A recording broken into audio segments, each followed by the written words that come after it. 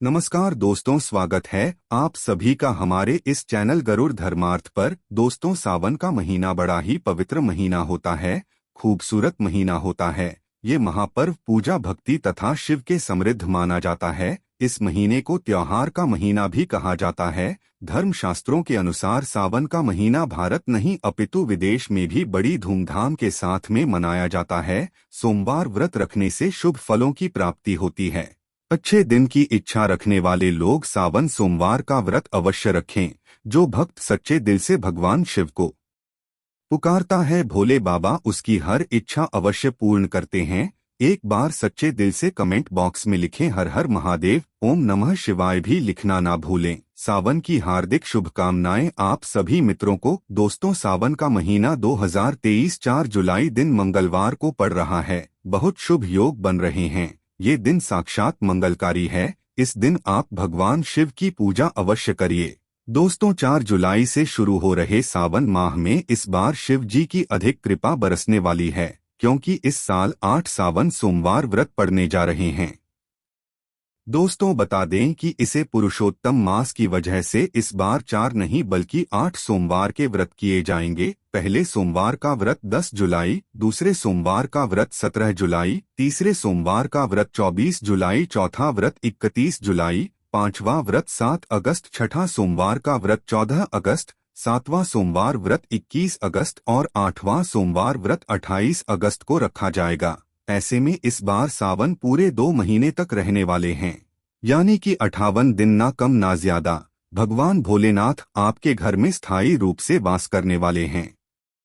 तो ऐसे में दिल खोलकर भगवान शिव की उपासना और भक्ति में लग जाइए। आपको ये शुभ संयोग पूरे 19 सालों के बाद पड़ा है। दोस्तों, सावन का पहला सोमवार कब है? सावन के महीने का पहला सोमवार 10 जुलाई को पड़ेगा। इस दिन आप व्रत अवश्य रखें। भगवान भोलेनाथ आपकी सभी मनोकामनाएं अवश्य पूर्ण करेंगे। दोस्तों, सावन की समाप्ति होगी 31 अगस्त को और रक्षाबंधन का त्योहार मनाया जाएगा 23 अगस्त। बुधवार के दिन सावन की समाप्ति होने से एक दिन पहले रक्षाबंधन का पर्व मनाया जाएगा। दोस्तों, क्या आप यह बात जानते हैं कि सावन के पवित्र महीने में 5 गलतियां नहीं करनी चाहिए? भगवान भोलेनाथ को 3 चीजें सोमवार के व्रत में नहीं चढ़ानी चाहिए। साथ ही साथ 3 महिलाओं को सावन का व्रत कभी नहीं रखना चाहिए। घोर पाप लगता है, घर बर्बाद हो जाता है। तो चलिए जानते हैं दोस्तों, सावन में कौन कौन सी गलतियां करने से शिव नाराज होते हैं। आइए दोस्तों, ये भी जान लेते हैं। बता दें दोस्तों, सावन के पवित्र महीने में सुबह जल्दी उठना चाहिए, नहीं तो शिव नाराज हो जाएंगे। सावन के महीने में हरी सब्जियां दूषित हो जाती है, इसीलिए देखकर खाना चाहिए। इसमें कीड़े वगैरह हो सकते हैं, वे आपके मुंह में जा सकते हैं और आप बीमार पड़ सकते हैं। सावन में बैंगन खाने से बचना चाहिए, भगवान शिव नाराज हो जाते हैं। इस पवित्र महीने में पति पत्नी को दूरी बनाकर रखना चाहिए। यदि आप व्रत नहीं रखते तो दोस्तों, भगवान शिव हमेशा सदैव के लिए नाराज हो सकते हैं। और दोस्तों, ऐसे में आपको शारीरिक रिश्ता बनाने से भी संयम रखना चाहेंगे। दोस्तों, दें कि सावन के पवित्र महीने में घर में रोना धोना नहीं चाहिए। सदैव दोस्तों, आप लोगों को खुश रहना चाहिए। भगवान शिव बहुत प्रसन्न हो जाते हैं और आपको मालामाल कर देते हैं। दोस्तों, सावन के महीने में गलती से भी मांस मत खाना, मदिरा मत पीना, नहीं तो दोस्तों बता दें कि आपको बड़े पाप लगेंगे। लहसुन प्याज भी मत खाएं। इस पवित्र महीने में, सावन के महीने में दोस्तों, खाने से व्यक्ति को पाप लगता है और नर्क में भी जाना पड़ता है। घर किसी भी सदस्य को चुभी आदि नहीं करनी चाहिए। नफरत नहीं फैलानी चाहिए। दोस्तों, घर में साफ सफाई रखनी चाहिए। सुबह जल्दी उठना चाहिए और रात में जल्दी सो जाना चाहिए।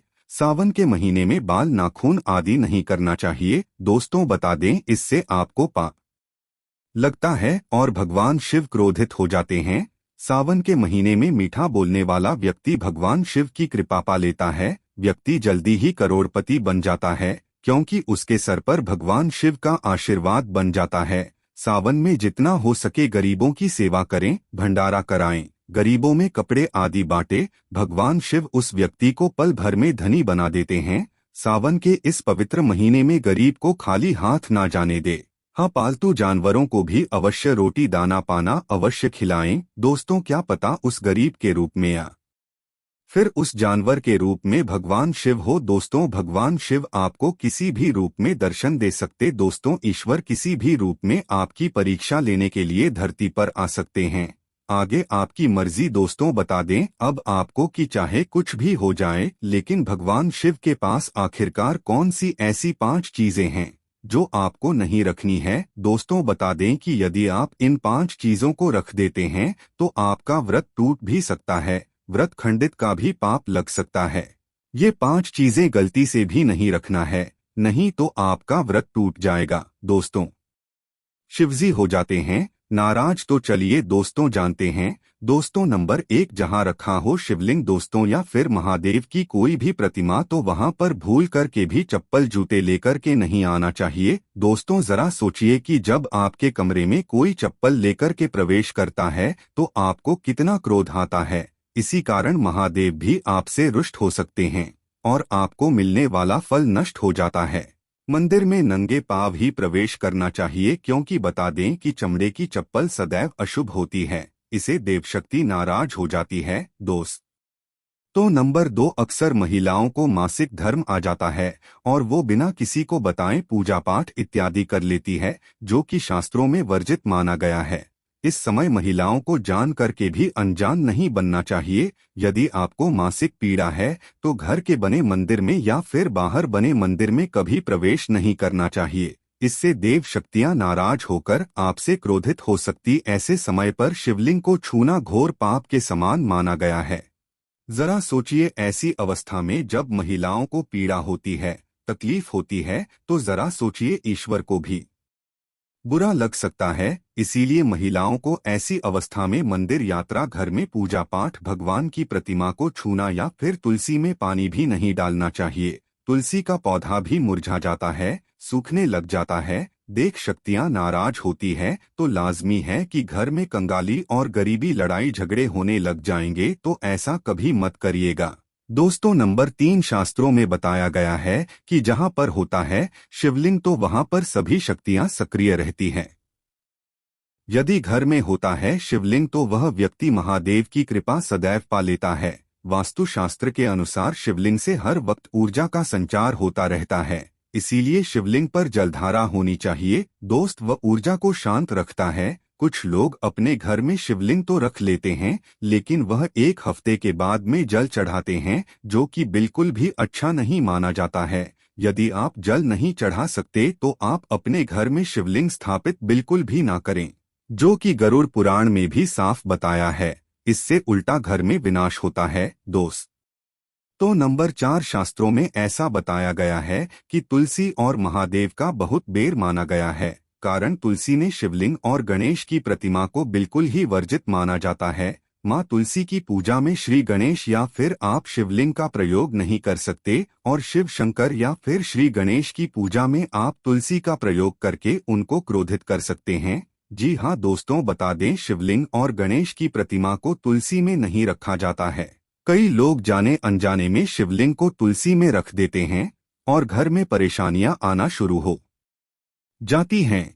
इस शक्तियां क्रोधित हो जाती हैं। शिवलिंग पर तुलसी भी भूल करके भी नहीं चढ़ाना चाहिए। तुलसी में और शिवलिंग में कुछ दूरियां अवश्य होना चाहिए। दोस्तों, नंबर 5, घर का मंदिर या फिर बाहर का मंदिर, किसी भी मंदिर में ऐसे व्यक्ति को प्रवेश नहीं करना चाहिए जिसमें स्त्री प्रसन्न यानी कि संभोग किया हो या फिर उसने मांस मदिरा पिया हो, खाया हो। यदि दोस्तों शारीरिक रूप से गंदे हैं तो मंदिर के आसपास भी मत जाइएगा। घर के मंदिर में कोई कपड़ा इत्यादि डाल देना चाहेंगे। जरा दोस्तों आप ही सोचिए कि क्या आप मांस खाकर या फिर स्त्री के साथ शारीरिक संबंध स्थापित कर कर ईश्वर के पास जाएंगे और क्या वे आपसे प्रसन्न होंगे? बिल्कुल भी नहीं। वह आपसे क्रोधित हो सकते हैं और आपसे नाराज हो जाएंगे। शास्त्रों में इसे घोर पाप माना जाता है। इससे व्यक्ति में रत्न हो जाता है, नर्क में जाता है। ऐसे दूसरे बर्बादी का कारण फिर स्वयं बन जाता है। ऐसा कभी भूल से भी ना करें। ईश्वर के सामने सदैव नहा धोकर मन पवित्र वातन शुद्ध लेकर की जाएं। इसे सभी शक्तियां आपसे प्रसन्न रहती है। इसी के साथ ही क्या आप यह बात जानते हैं कि सोमवार के व्रत में यह फल कभी नहीं खाया जाता? यदि आप गलती से इस फल को खा लेती है तो जीवन भर भगवान शिव के क्रोध का सामना आपको करना पड़ सकता है। वह आपका व्रत टूट सकता है, आपके परिवार पर भी कष्ट आ सकता है। कम से कम सोमवार के व्रत में ऐसा पाप कभी ना करें। दोस्तों, नंबर 1, शास्त्रों में ऐसा कहा गया है कि व्रतधारी को उधार मांगकर फल इत्यादि नहीं खाने चाहिए, इससे पाप लगता है और व्रत भी अधूरा रह जाता है। सोमवार का व्रत हो या फिर कोई भी व्रत क्यों ना हो, पड़ोसियों से मांग करके भी व्रत आदि में फल वगैरह आपको नहीं खाने चाहिए। व्रत उधार मांग कर खाने से व्यक्ति का व्रत झूठा हो जाता है। ईश्वर की शरण में आने पर व्यक्ति को झूठ नहीं बोलना चाहिए, कर्ज नहीं लेना चाहिए, चुगली इत्यादि नहीं करनी चाहिए, उधार मांग करके भी उसे नहीं खाना चाहिए। यदि आपको कोई अपनी मर्जी से खाने के लिए व्रत में कुछ भी देता है तो उसे आप खा सकते हैं, लेकिन व्रत में कम से कम उधार मांग कर फल इत्यादि नहीं खाने चाहिए। इससे पाप लगता है और व्यक्ति की पवित्रता भी भंग हो जाती है। नंबर 2, सोमवार का व्रत हो या फिर सोमवार सावन का, आपको नाशपाती नहीं खानी चाहिए। दरअसल इस फल का नाम नाश यानी कि नाश करने वाला होता है, इसीलिए इस फल के व्रत में नहीं खानी चाहिए। व्रत इत्यादि को छोड़कर किसी और दिन आप कभी भी खा सकते हैं, लेकिन अगर जिस दिन आपका व्रत हो उस दिन आप नाशपाती का सेवन गलती से भी ना करें। भगवान को भी नाशपाती नहीं चढ़ानी चाहिए। प्रिय मित्रों, 3 कुटुंब या फिर सिंघाड़े का आटा खाने से भी आपका व्रत टूट सकता है। आपको बता दें कि लंबे समय से रखा हुआ आटा आपका व्रत भंग कर सकता है। दरअसल पुराने आटे में घुन इत्यादि कीड़े वगैरह पड़ जाते हैं जो ठीक तरह से दिखाई भी नहीं देते हैं। ऐसा आटा खाने पर दरअसल आप मांस का सेवन करते हैं और व्रत में कीड़े खाना घोर पाप के समान माना गया है। आपका व्रत भी भंग हो जाता है। व्रत ताजा आटा खाना चाहिए। लंबे समय से रखे हुए आटे में कीड़े पड़ जाते हैं, ऐसा कभी भी ना करें। व्रत सदैव शुभता में ही रखना चाहिए। दोस्तों, चाहे कुछ भी हो जाए, लेकिन सावन के इस पवित्र महीने में 5 ऐसी महिला या फिर पुरुषों को सावन का व्रत नहीं रखना चाहिए। भगवान शिव हो जाते हैं क्रोधित। शिव ऐसे व्यक्तियों की पूजा कभी भी स्वीकार नहीं करते हैं। तो चलिए जानते हैं। दोस्तों, नंबर 1, खास तौर पर पति पत्नी के लिए सावन का व्रत रखना बहुत ही महत्वपूर्ण माना जाता है। इस व्रत को पूर्ण रूप से करने से वैवाहिक जीवन काफी हद तक सफल हो जाता है, व 7 जन्मों तक का साथ मिल जाता है। लेकिन क्या आप ये बात जानते हैं कि यदि आपने हिंदू रीति रिवाजों के साथ में 7 फेरे अगर नहीं लिए हैं तो आप सावन के इस व्रत को नहीं रख सकते हैं। ऐसे में आप ही रहें। बगैर 7 फेरे लिए कोई भी प्रेमी जोड़े इस व्रत को नहीं कर सकते हैं। शास्त्रों में इस बात की बिल्कुल मना की गई है। यदि आपने कोर्ट मैरिज तो फिर भी आप इस व्रत को रखने में सक्षम नहीं हैं। पहले आप 7 फेरे लीजिए, तभी आप इस व्रत को रीति रिवाज से कर सकते हैं। 7 फेरे लेने के बाद में आप किसी भी धार्मिक कार्य में सम्मिलित हो सकते हैं। वह अगर आपने शास्त्रों के व्रत ऐसा करा है, विरुद्ध ऐसा करा है, तो आप पाप के भागीदारी बन सकते हैं। दोस्तों, नंबर 2, मन में कुविचार। एक दूसरे व्यक्ति सावन के इस पवित्र महीने से सदैव दूर रहे।